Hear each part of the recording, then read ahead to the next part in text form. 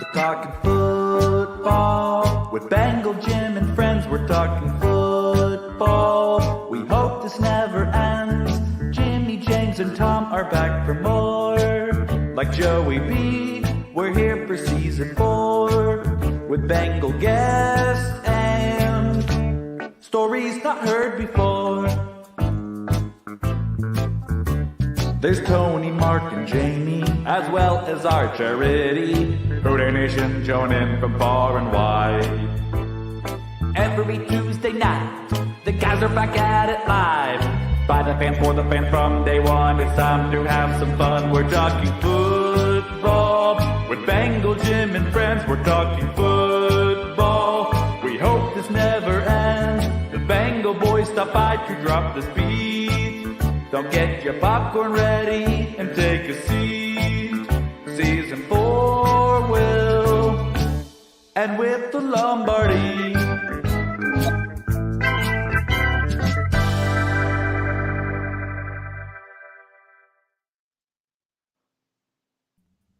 Live from the Betfred Studios in Greater Cincinnati, Brownsburg, Indiana, and the banks of the Ohio River on the Kentucky side, also known as Jamie's Vacation Home.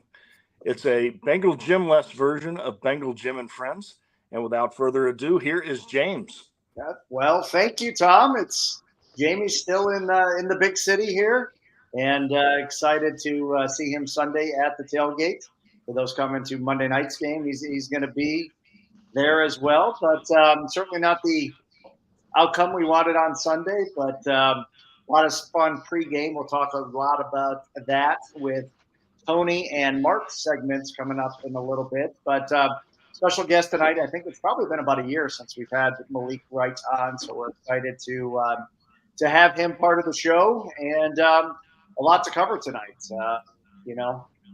Looking at this year thus far, 0-2 mirrors what happened last year. One difference being the 2 losses in the AFC North, which nobody wants, but the cards were dealt. Everything's still in front of us. And Jamie, what have you been doing for the last couple of days? Kind of messing up this place I'm staying at. Kind of a new home here for somebody. So just been exploring all 4 corners. Now, I've been doing a lot of walking. Cincinnati is a great walking city. That's something people don't talk about. You can literally go everywhere in the city. Across the bridge, when there's no bomb threat, it's really nice to go across the bridge.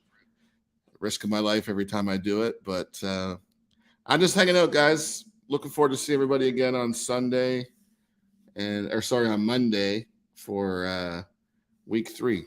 Hopefully a win, too, will be nice.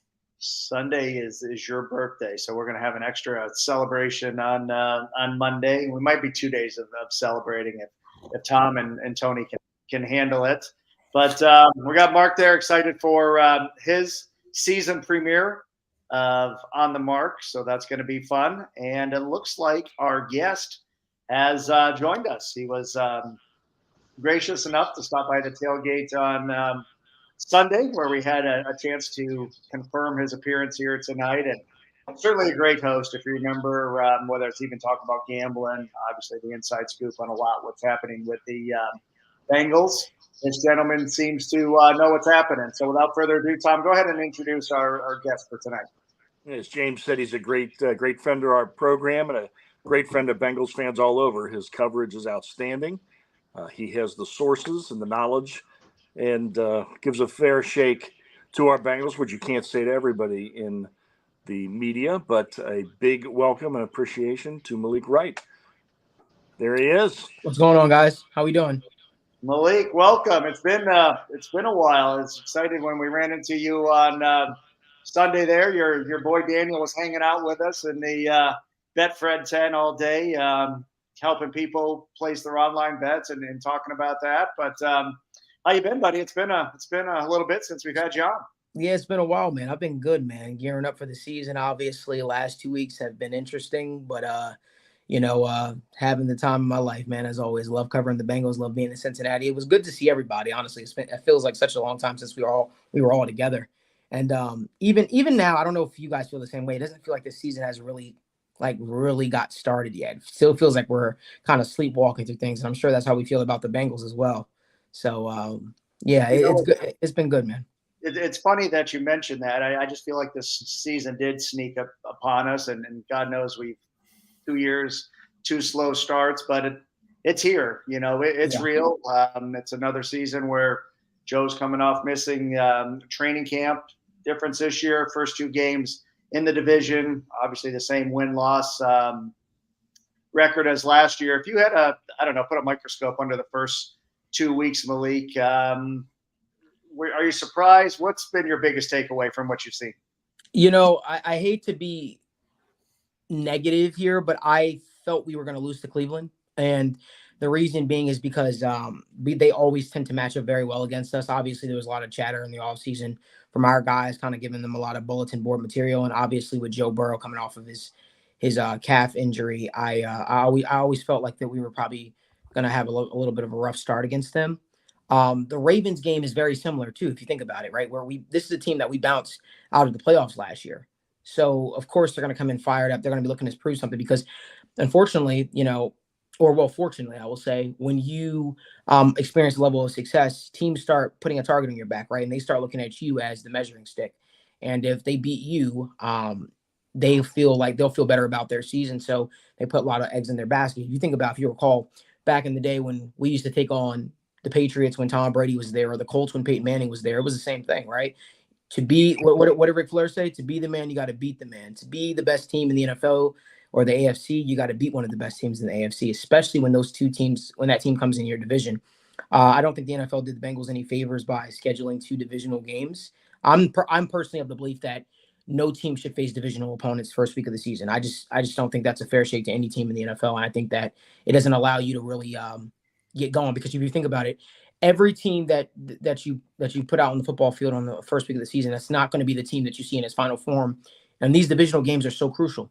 And if you drop one, it could really put you behind the 8 ball. You drop 2, then you're playing catch up. So I think that's the situation here the Bengals are facing. I think that's why a lot of Bengals fans are pretty much panicking, because they're like, okay, 0-2, right? But now 0-2 in the division. It was one thing when last year we started off losing to the Steelers, and then we lost to the Cowboys, I think it was the following week.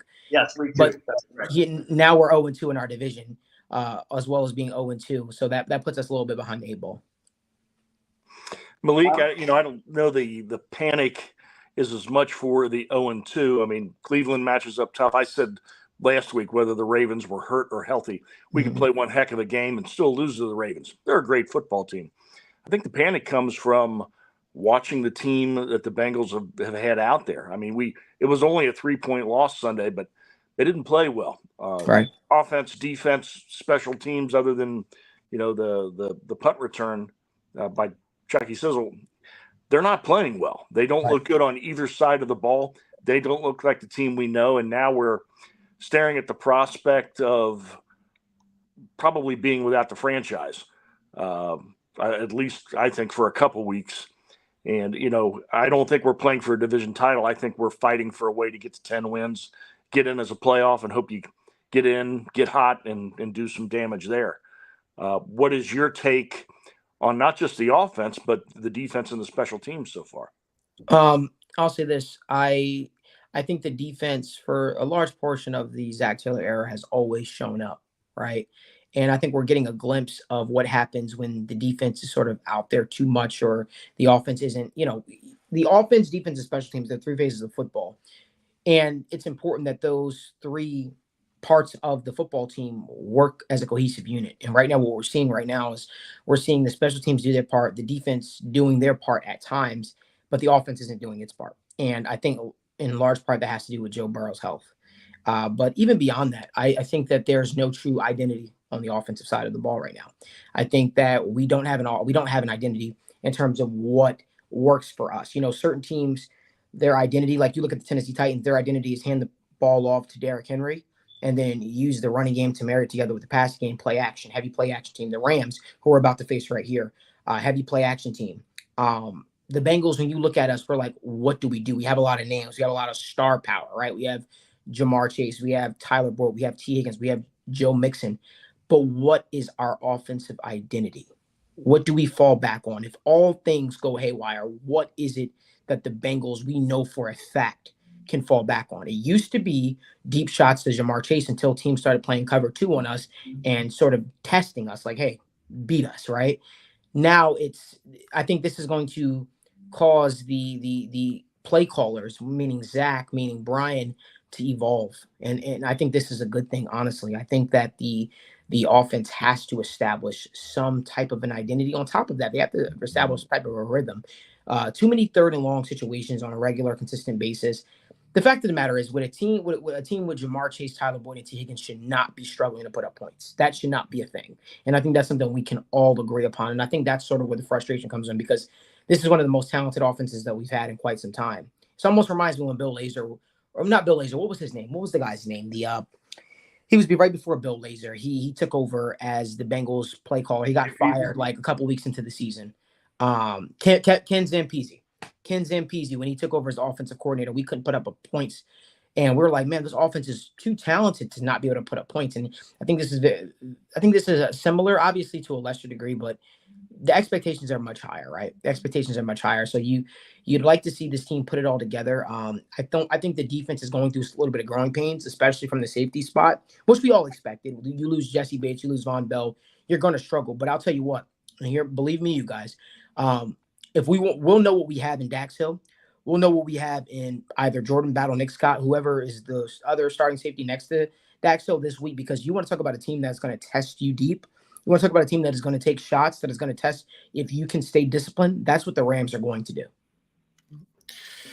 Hey, Malik, I see a lot of the debate now with Bengals fans online is whether they rest Joe Burrow, make sure that calf's 100%. Obviously, we don't know the extent. They're not going to tell us the extent of the injury, but we don't know where that is. But I see a lot of people debating whether they should sit him till after the bye week, come back then, or at least at the very least sit him on Monday night if he's at 100%. What side of that debate are you on? Do we rest Joe Burrow, or do we roll with him?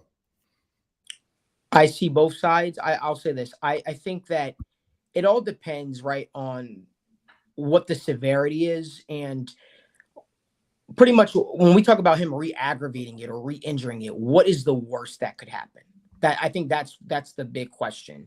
If we're talking about, if it's going to be something he's going to be dealing with all season, then I think that resting him might not do the team do the team any good, especially if it's going to be something he deals with all season. However, you can start to develop a game plan or something to help ease his responsibilities while he's out there on the football field, like handing it off to Joe Mixon, who has looked like our best offensive weapon through the first two games. So I think that's a good question, but I think in large part it's all about how severe is the injury. And to your point, I don't think that's something any of us have the exact answer to. I know I've heard some things so far, but they've all been rumors and hearsay. And talked to one of my guys today, and they said can't confirm anything. You know, it's been really hush hush on the Joe Burrow side of things. So we'll see. All right, Malik. Yeah, obviously the team has struggled, but one area that I've really been shocked by is the tight end position. You know, we had CJ and then Hurst, and then we just all kind of assumed we'll plug and play and everything will be fine. And I mean, he's been almost, Irv Smith has been almost next to non-existent, except for I think maybe one or two catches. Mm-hmm. So can you, explain a little bit that? Maybe, have you heard anything? Or I doubt the Bengals are looking for anything in the market or anything like that. But can you explain a little further about the struggles they've been having? Sure, absolutely, man. I think that's a good question too, man. I'll say this. I think that the offense as a whole is struggling, so it's hard to. I don't want to be too hard on the tight end position or Irv Smith, but what I will say is there's no creativity on the offense right now.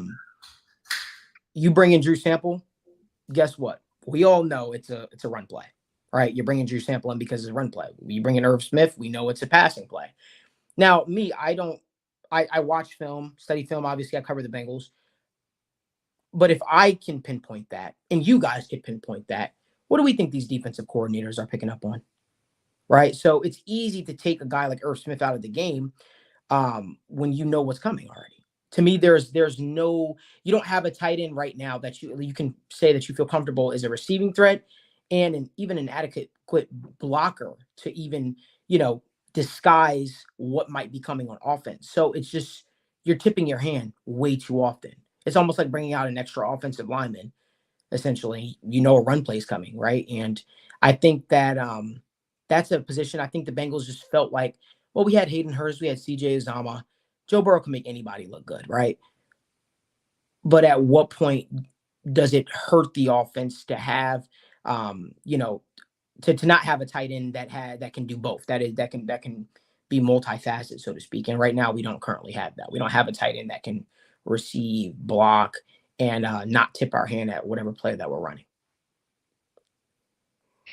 So Malik, we concentrate on the offense and the offensive line, and I've been watching them over the last 2 weeks. So the first week, yeah, they struggled. Second week, I think they got better. But what's your opinion on the difference between Burrow holding the ball longer and the fault of the offensive line? Tony, I'm glad that you asked that question. It's good to see you, brother. I'll say this. I think the offensive line is getting a bad rap. Even in the Cleveland game, I don't think the offensive line played that bad.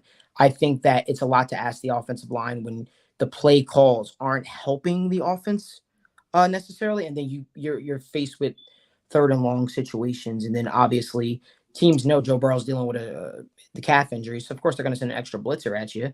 The offensive line's job is to, pick up their guys. The running back is supposed to then work in tandem with the offensive line, pick up the blocks, and make life easier. But right now we're not getting that because Joe Burrow is dealing, he is dealing with this calf strain. The offensive line, they're picking up their assignments. They're doing their job, and I just think they're just getting a bad rap right now. So I think the offensive line, in its final form, is going to look really, really good. But I've been personally impressed, Tony, the last 2 weeks of how much improved the offensive line has been. And I feel like that's something that we're not talking enough about personally. And I think that even brings me to my next point, right? Like, that's why I'm so adamant. Hey, run the football, because I don't know if we've been watching, those big boys been getting some movement up front, man. They've been getting some movement up front on the offensive line. So it's like you got Orlando Brown or Zeus, whatever you like to call him, right? You got him up front along with the rest of those guys. Man, you use it to your advantage. This is the best offensive line Joe Mixon has had. I don't think there's any coincidence that Joe Mixon has started to look like Joe Mixon of old behind this new offensive line. I think the offensive line has looked really, really good this year, so to speak. So use it to your advantage. That's a perfect transition. I was going to go into Joe Mixon. Obviously, we talk about the struggles, maybe throwing the ball, especially the wet ball in Cleveland. If I had to give an MVP for the first two games, obviously T had a heck of a game on Sunday, but I thought with the touches that Joe Mixon has had this year, he's done a heck of a job. And, Yes. and you sit there and say, gosh, why hasn't he had the ball more? Why didn't we run more in a wet Cleveland? Look what he did Sunday there against the Ravens. We thought he looked good. I'll be honest. I'm not the biggest Joe Mixon fan, but again, if I had to give an MVP through the first two games, I mean, he's done everything asked for. Seems like he's running hard. Why do you think we haven't gone to the run more, especially with Burrow's injury, with the rain in Cleveland? It just seems like, man, take some pressure off it. You mentioned how good the O-line's been doing. What are we missing here with Joe Mixon in that running game? Sure. I'll break it down like this way for you, James. You ever gambled before? Ever went to a casino, won money? Yes. Right. You have the ability, right, when you win some money at the casino to cash out, right? Cash out, say I'm going home, or, or continue to bet or continue to go. Think about that, or I'll go even a step further. Think about that new car that you just got. It's very difficult for this coaching staff, I think, to stay disciplined and, go with a game plan that is less exciting sometimes, right? Because you think about it, you got Jamar Chase, T. Higgins, Tyler Boyd out there. You want to air the football out because, again, you have a three-headed monster at wide receiver, and you want to be able to take advantage of that. You're like, these defensive backs can't match up with our wide receiving core. Now, that might be true, but sometimes, every day you're not going to throw for 300, 400 yards. You're not going to do that. So you have to be able to hand the ball off and make it work for you. It's like, you ever heard the saying, take what the defense gives you? If the defense is dictating that they're going to do everything in their power to take away the home run plays, you have to adapt. You can't just keep trying to chuck up home run plays, and you can't keep trying to, give bubble screens to Jamar Chase. It's just not a conducive game plan, to win. So to me, the path of least resistance for this offense is key. It's Joe Mixon. It's Joe Mixon. It's that running game. Get them involved. What did you bring him back for? If you're not going to utilize, this is what you brought him back for, right? Because you think that Joe Mixon has a special ability. You think he still has juice left in the tank. So let's continue to hand the ball off to him, and let's help him alleviate the pressure on a guy on a guy like Joe Burrow. You think about what the Tennessee Titans do.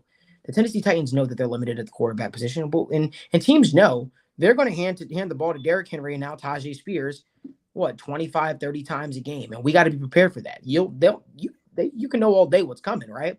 But I think that's what's going to also open up the game for Jamar Chase. If you are simply going out there throwing bubble screens and short check down passes, that's not fooling anybody. Make the offense work for you, not against you. Hand the ball off to Joe Mixon.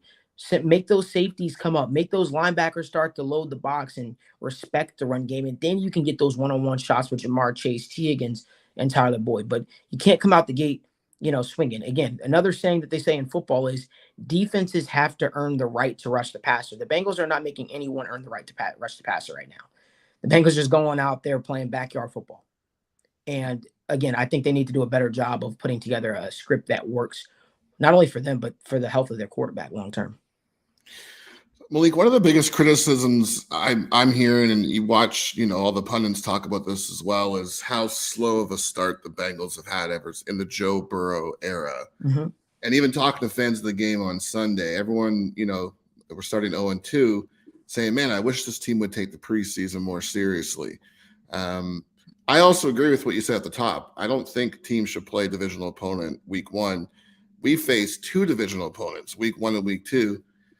What's your thoughts on that? Do you think, should the team have taken preseason a little more seriously, knowing our first 2 weeks were divisional opponents?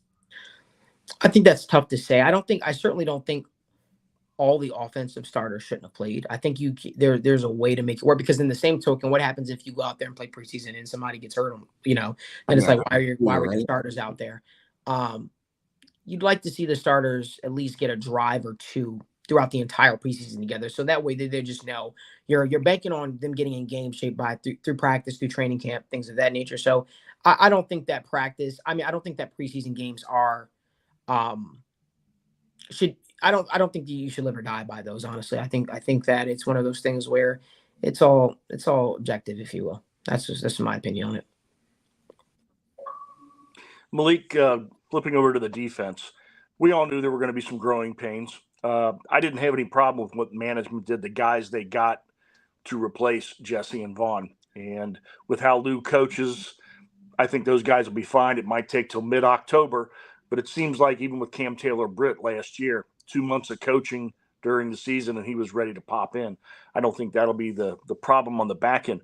My concern is, again, the front side. No consistent pressure on the quarterback. I mean, none. You get a little bit of push in the middle, a little bit from DJ, but in nothing what we were expecting and nothing what they said they were emphasizing from a coaching standpoint. Is that a scheme problem? Is that the guys are just underperforming? I mean, we had Baltimore came in down this weekend, and they look like the 88 Bengals, that offensive line. I think a lot of it had to be I think a lot of it comes down to, I think when you play a guy like Lamar Jackson, the quarterbacks they played the last 2 weeks, Deshaun Watson has an ability where he can extend plays, he can run outside and create for his offense. I think Lamar Jackson, we all know he can do that, of course. So I think they were kind of caught in the crosshairs of, sort of playing contain a little bit and almost like scared to rush the passer head on. I would have personally liked to see Mike Hilton and other people come on blitzes to help the defensive line. I think that's a way you can sort of speed up the process. They're always going to play Lamar Jackson with this contained type. They're always going to play him like that. And I think that is the right game plan. But how do you alleviate that? If you're going to have the defensive line play a contain front, at least send Mike Hilton on a blitz. Mike Hilton, that's his specialty. That's what he literally has made a name for himself. He was the original blitz guy before Jamal Adams was. So I think that you can do different things because you have so much versatility on the defense from a Nick Scott, from a Mike Hilton, that where you can, send these extra defensive backs on a blitz.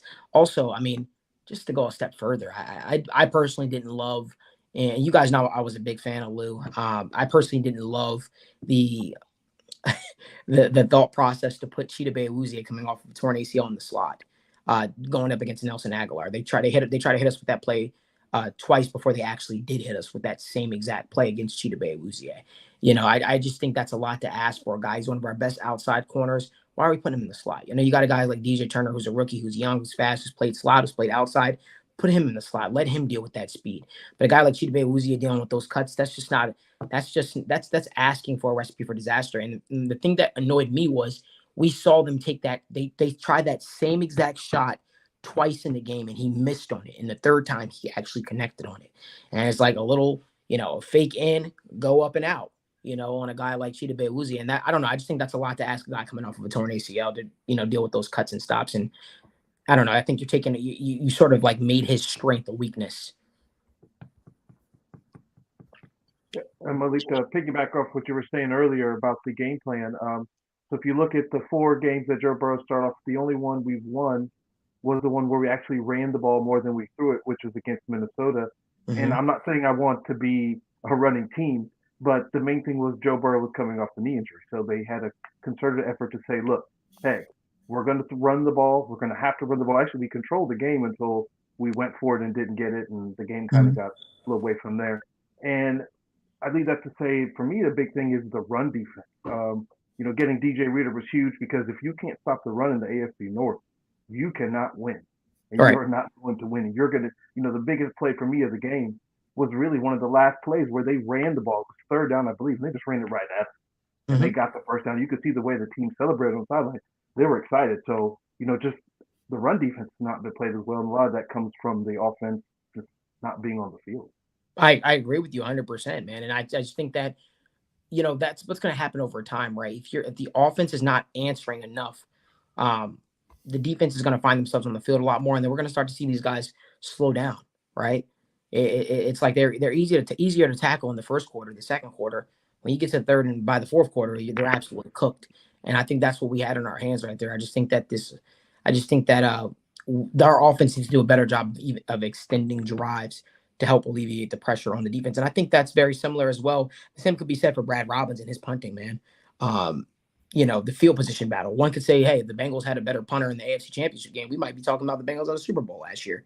So it's the same thing. Like I think the offense, defense, and special teams need to do a better job of working together as a cohesive unit. And Brad Robbins, I'm sorry to make it about him, but he's got to get it together sooner rather than later. This is a team that was aggressive or tried to be aggressive in addressing the punting situation, which is why they spent the capital they did in the draft to bring that guy in here.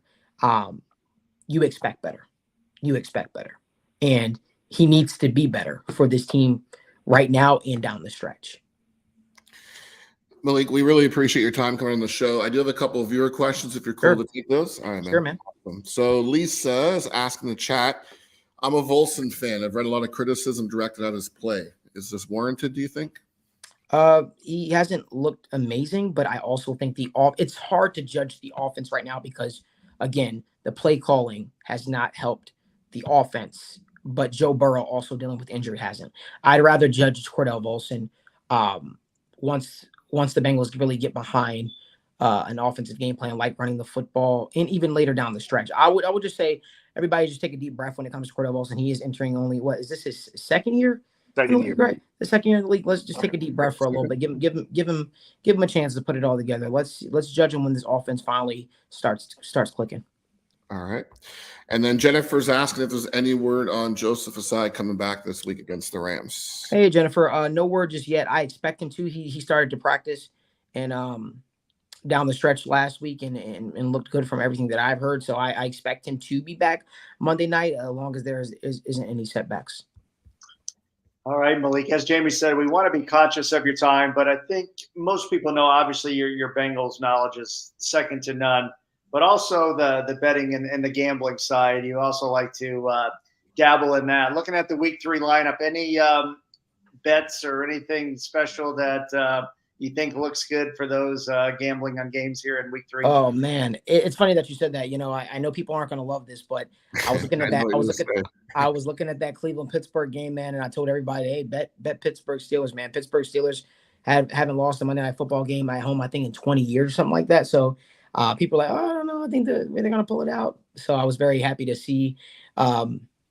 For divisional purposes, but also just in general, I was very happy to see the Pittsburgh Steelers beat the Cleveland Browns because that helped us a little bit in the division. But if I'm looking at a couple of things, I think the Detroit Lions bounced back this week against the Atlanta Falcons. So if you guys are looking for a game to put some money on, definitely would do that. And one of my favorite bets that always hit, I don't know if the odds have come out. They have not just yet. But take Josh Allen to have 2 passing touchdowns. For some reason, Vegas hasn't caught on to it yet. It's always around -200 on the sports book, but it's like stealing literally each and every single week, unless he's playing the Jets. Take Josh Allen to have 2 passing touchdowns. It's a bet that can't miss for you guys. Alrighty, Malik. For those that aren't familiar, I don't know how anybody would be with your shows, channels, all that good stuff. Where can Bengals fans find you? You can find me over on the Sit Down with Malik Wright's YouTube channel presented by First Star Logistics. Tomorrow I'll be live at 7 p.m. Eastern time for State of the Jungle, as we'll be talking about the Cincinnati Bengals and answering all your questions. But I appreciate you guys. You guys make this show like my second home. I appreciate you guys always making time for me. And I'm looking forward to seeing you guys at the tailgate this week, man. And yeah, man, it's going to be I'm pretty pumped up for this week. I think the Bengals are going to be able to hopefully get their first victory. But you guys do a great job, a fantastic job at the tailgate, man. And I'm looking forward to seeing y'all. Even without our fearless leader here, we're somehow holding down the fort. But Monday, I don't know if you heard pregame, we're going to have a live band. Trailer Park Bluesies are going to be back for the 3rd year in a row. So it's unique down there. And we love you stopping by. I know Bengals fans love you stopping by. So we'll plan on seeing you in the southeast corner of Wadi. Yes, sir. I'm gonna have to get a picture with you guys finally, man. I don't have any picture with any of you, with all of us as a group, man. We got to make that happen. Done. We'll do it. All right, man. I'll see you guys. Thanks so much for having me on. Good, See you guys. Take care. All righty. Great guest as always. We appreciate Malik taking time and great shows. In addition to what he mentioned, they also do a post-game show. Malik does. They do, I think, a Monday night show. They do a lot of great stuff with their partners there at First Star Logistics. So I've actually missed every episode Malik's been on in the past, so it was nice to finally be on for one. So looking forward to meeting him Monday at the tailgate. He does a great job. With that said, I'm just reading the comments there. You're in charge of comments. I'm only going to read them tonight, Jamie. But anyhow, let's. Am I missing something? I'm not missing. Let's spotlight the Tiger next year. Another great charity. If you didn't get a chance to make it down Sunday, our friends at the Make-A-Wish Foundation, Allie and her team, and Logan, who a lot of you had to meet. I told you, I'm not reading the comments. Just not reading the comments. Jamie's supposed to be producing. Jamie.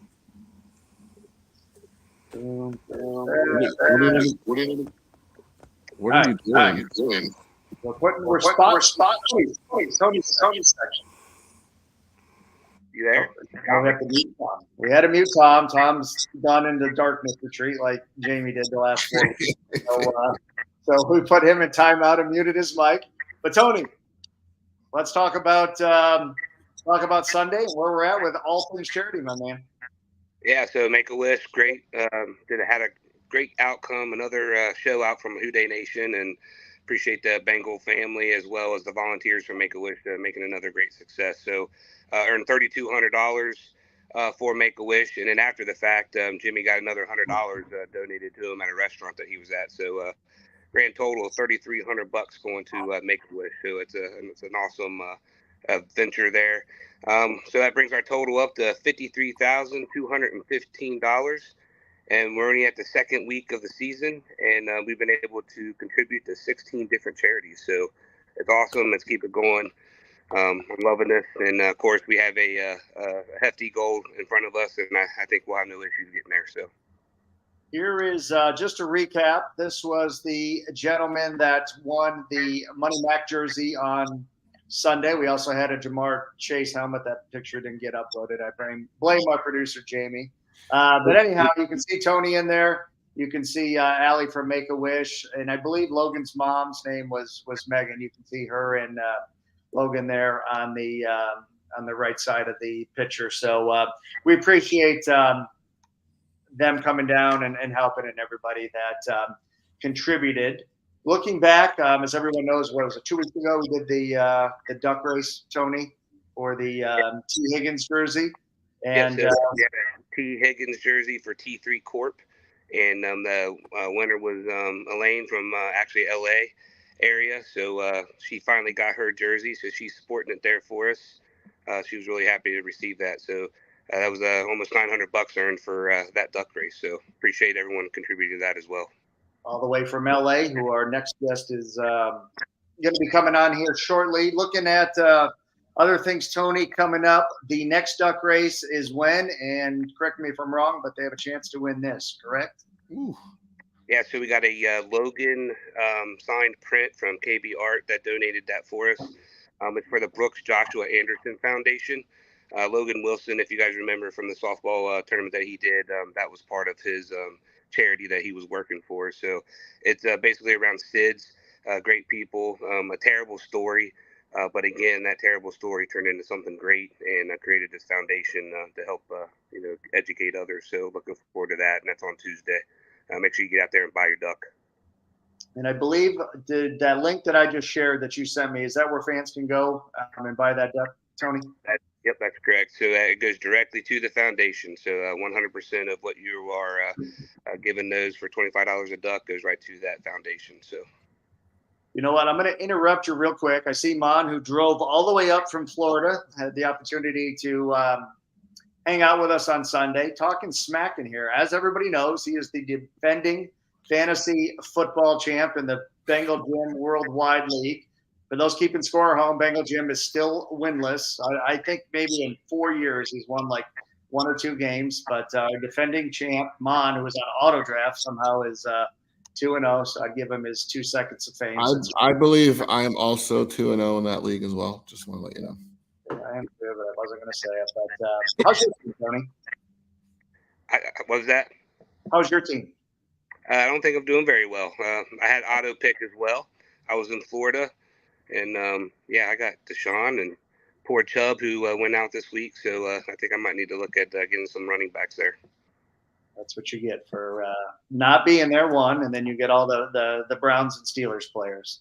So what else? You're literally the only players available in our draft if you're on the draft.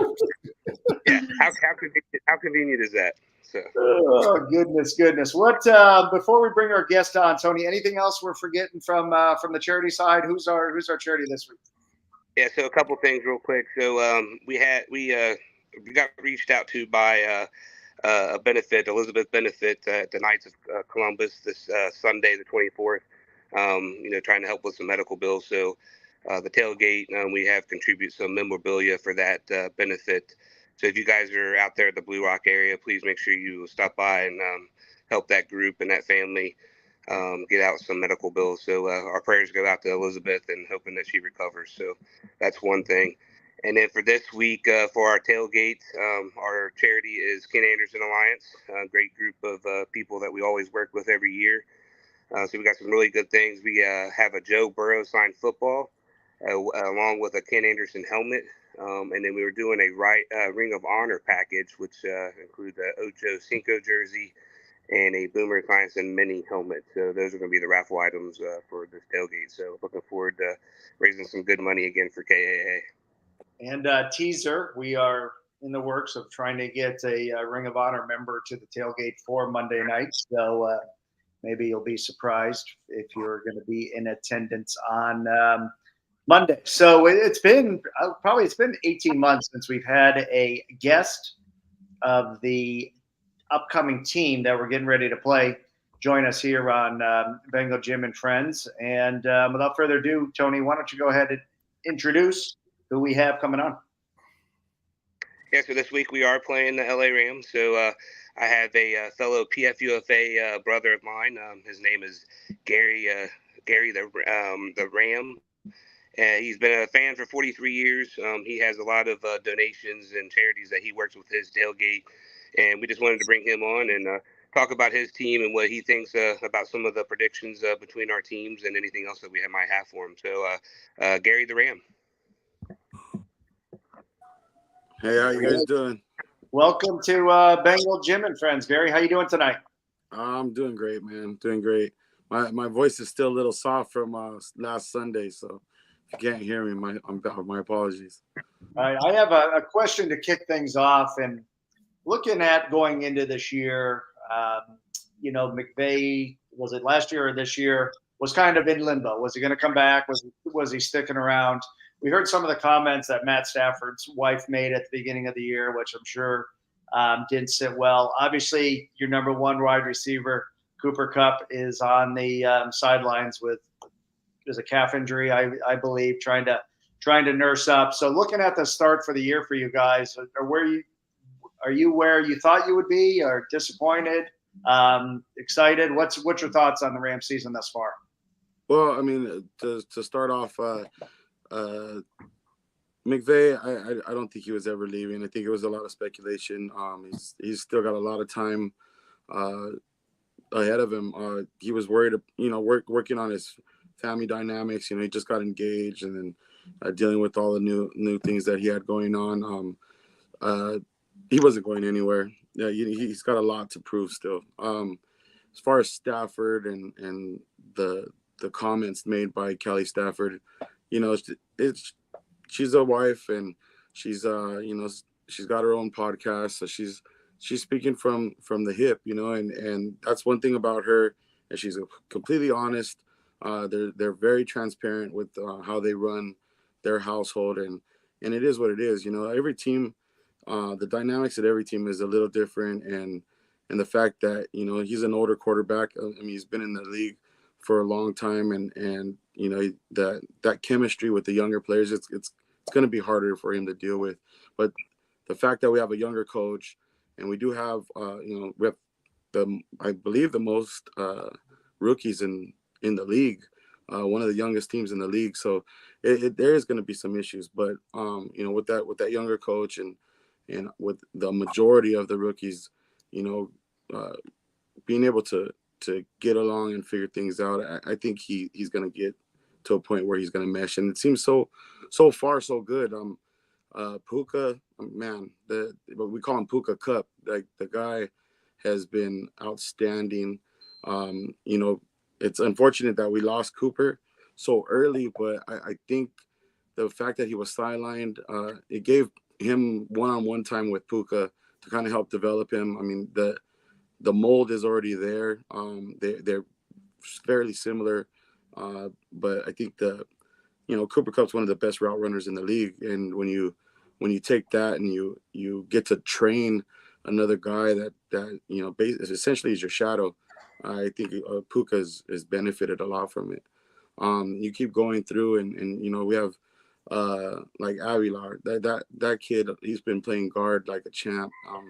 You can't get past him, and he's helping out on blitzes. So different aspects of our game with our rookies. I've been telling people it's shocked the world season. Nobody expected us to come out and go blow for blow with the Niners last weekend.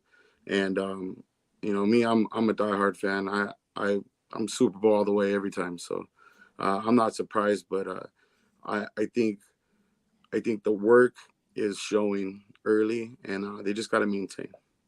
All right, Tom, go ahead with your question, buddy.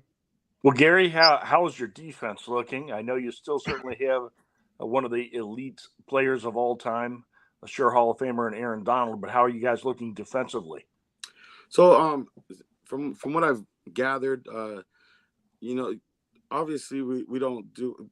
McVay is very, very lax on preseason, and he doesn't give two shakes at a win in preseason. So I think the chemistry hasn't been there really for the defense to kind of step up and smack people in the mouth. And in the beginning, and then I think the second half of the Seahawk game, we put what we believe should be, a consistent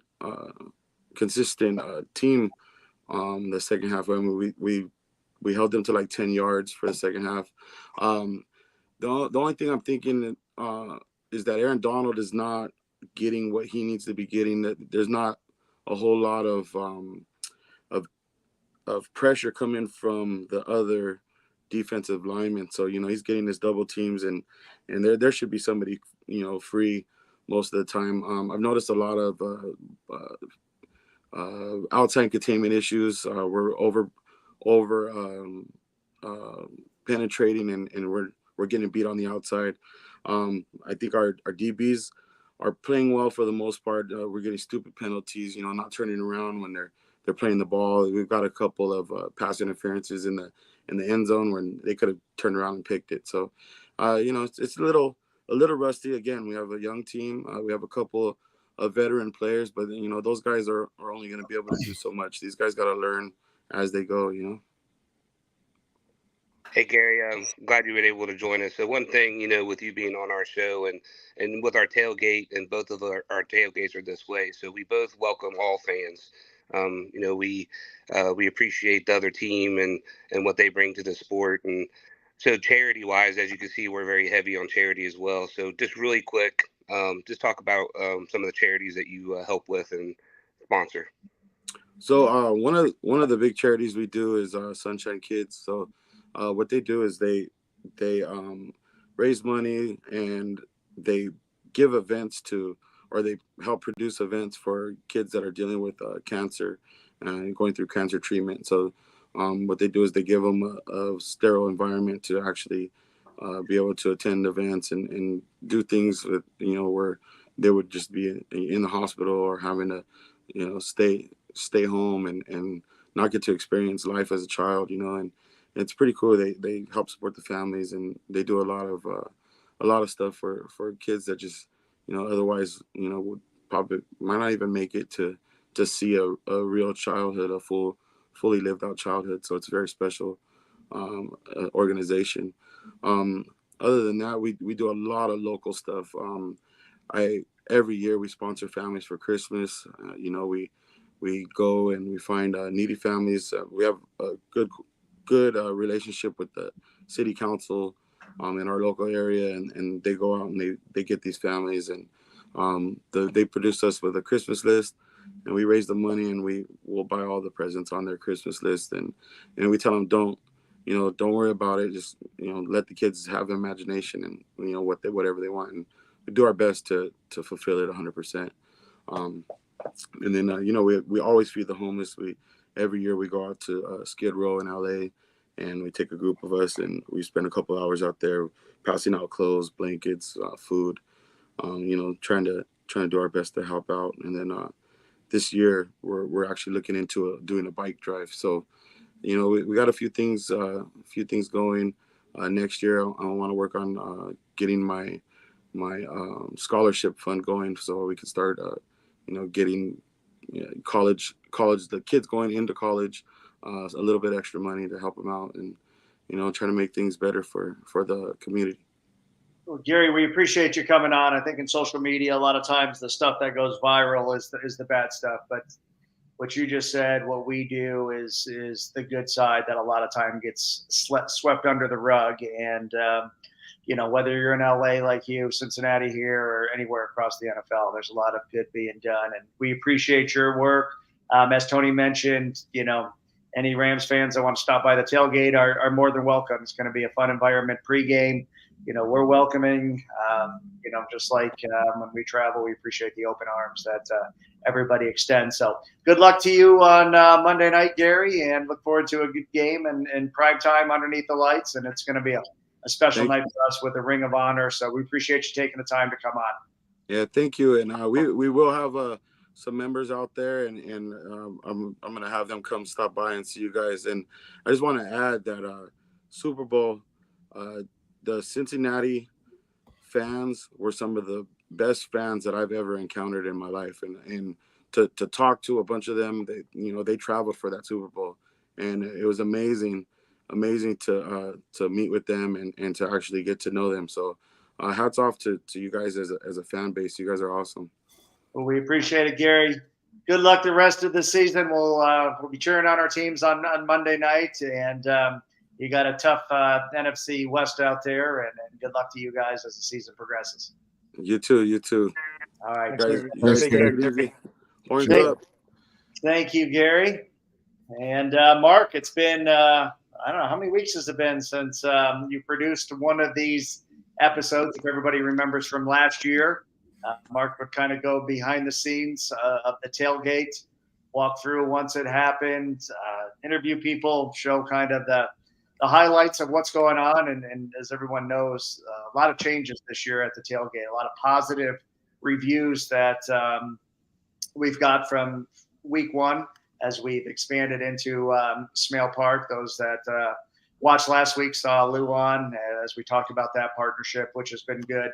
I think Mark's going to outline a lot of that here in this video. Jamie, do you have that queued up, or you need me to? Is it new season week 1? Yes, sir. That's Got it. it. Let's go ahead and play that, and we're going to let Mark talk about it as soon as it's over. Here we go.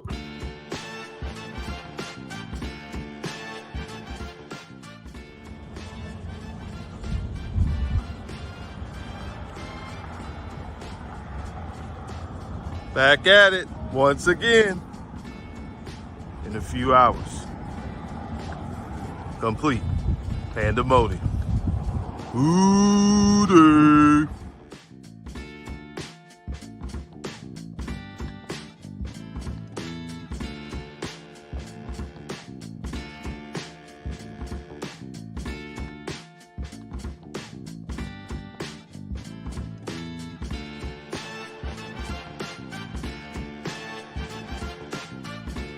Hi everyone, thank you for coming today. It means a lot to our family, Make-A-Wish does, and we really appreciate the Bengal Gems crew coming out and raising funds to support such an amazing organization. Make-A-Wish has made so many wishes come true for kiddos like Logan, who have critically ill, and wishes instill hope. Logan got to, his big wish was to meet Spider-Man and talk to him about how he could save the world from bad guys. So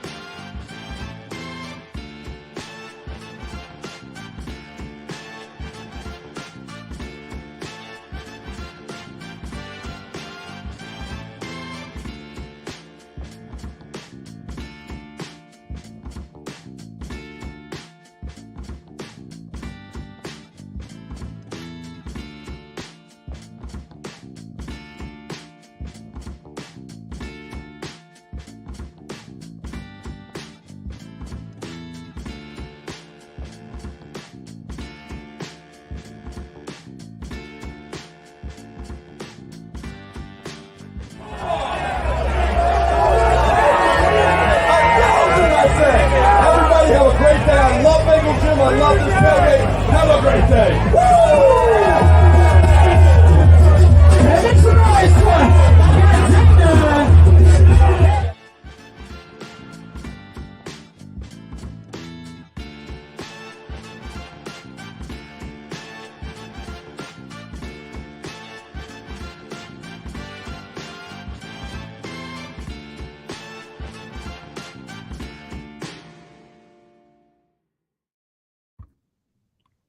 Yes, so to answer your question, James, it's been since the wild cards. I believe it was January 15th was the last time I was able to make a wonderful video with all our friends. I love getting down there early, around 7 a.m., get to set up. It was great having the park. You know, the tailgate always kind of encroached into the park, but it's nice now having the whole thing. And, you know, I was just thinking back to the first time I helped set up.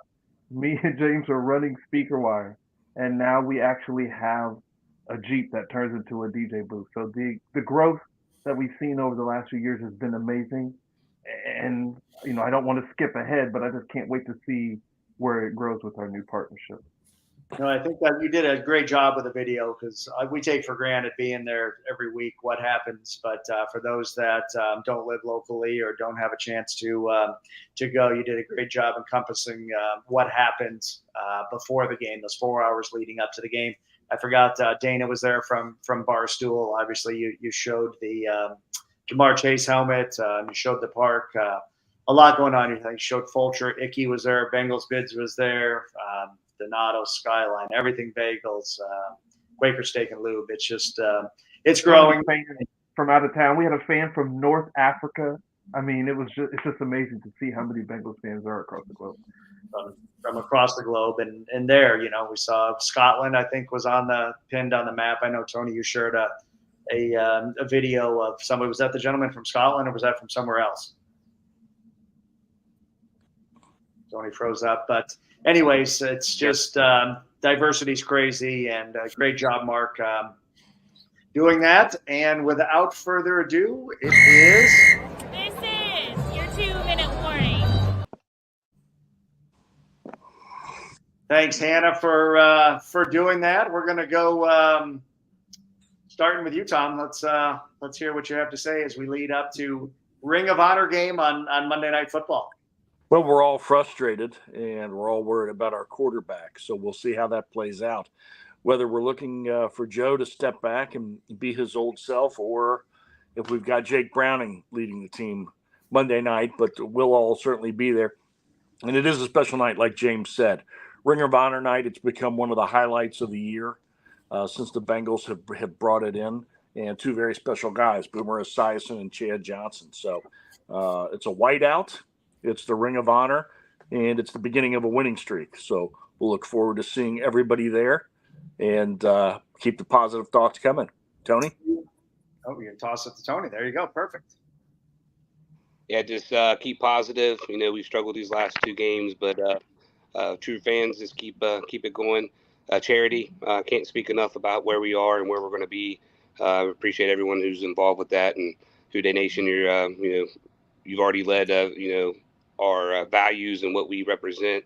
We even heard that from Gary. So just appreciate everyone and look forward to seeing you guys Monday. Jamie? Yeah, obviously not the start that we wanted, but hopefully, like Tom said, start of a winning streak on Saturday. I'm personally of the camp that we rest Joe Burrow, not knowing obviously the extent of the injury. I would just hate this to turn into something more serious. But I'm not ready to write the season off yet. I see a lot of fans are doing that, but I'm not ready to do that yet. So a couple things I'm going to say really quickly. This backdrop behind me, this gorgeous backdrop behind me, very thankful for a close friend of mine for letting them stay at their place here while I'm down here for my birthday week. I also want to give a shout out to Chris, aka Cookie Lady. Gave me a nice little gift basket at the tailgate. Of course, there's cookies in here. I ate a bunch of stuff. I don't know. There's some more stuff in here. And then she also gave me a lovely card as well that I haven't opened yet. So are you cool if I open this while I'm on the air? Yeah, go right ahead. Is that like a Willy Wonka golden ticket card? What is that? I'm not sure. We're going to see in a second. But I'm very thankful. You know what? Doing this show has been so cool, getting to know a lot of people here in Cincinnati. And you guys, a lot of the fans treat me very well when I come down. I really appreciate it. So Chris gave me this lovely card and gift basket. May you live so long that people stop saying happy birthday and just say wow. There we go. From Chris, a.k.a. Cookie Girl. So thank you very much. I appreciate that. Looking forward to seeing everybody at the tailgate on Monday. If I look half dead, it's because my birthday is on Sunday and a lot of bourbon will be drank on Sunday. You'll sleep in Monday. So I want to say how excited I am for Monday night. Anyone who lived through the 90s, you remember Chad and how he just brought the city back to life. And to now think that we actually have a Ring of Honor and that he's going into it. I mean, obviously the game is important, but as a fan, these are sort of the moments that you kind of think back and you wish for and that you're just happy to see. So I'm just happy to have be with all my friends on Mondays, the tailgate, and obviously the Ring of Honor to see Boomer as well. That was my first memories of football was that Super Bowl team. So. Well, we appreciate it, Mark. Great job with the video tonight, recapping. Look forward to seeing the video from Monday night with our friends, the Trailer Park Floozies. Up above in the chat, I did share the tailgate sponsorship level. If you, we're always getting people asking, hey, how can we get more involved? That is up there in the chat. Also, I've seen some comments tonight about Nashville.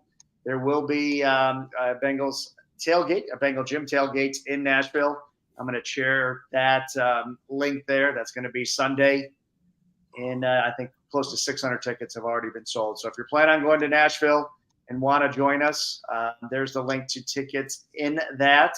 And then we also are doing one the following week in Arizona. So we got a busy 3-week stretch. I'm going to post those ticket links in the chat. So if you're planning on going to either one of those, get them in advance. They will be more expensive at the door. That way we have a head count of how many people are going to be there. We can make sure all the amenities are in line. And as always, we appreciate you tuning in, you attending, and heck, just sharing stuff on social media. Again, by the fans, for the fans is something we take serious. We appreciate all the comments in the chat and everyone choosing to tune in and be with us every Tuesday night. So special thanks to Malik for joining us. Always does a great job.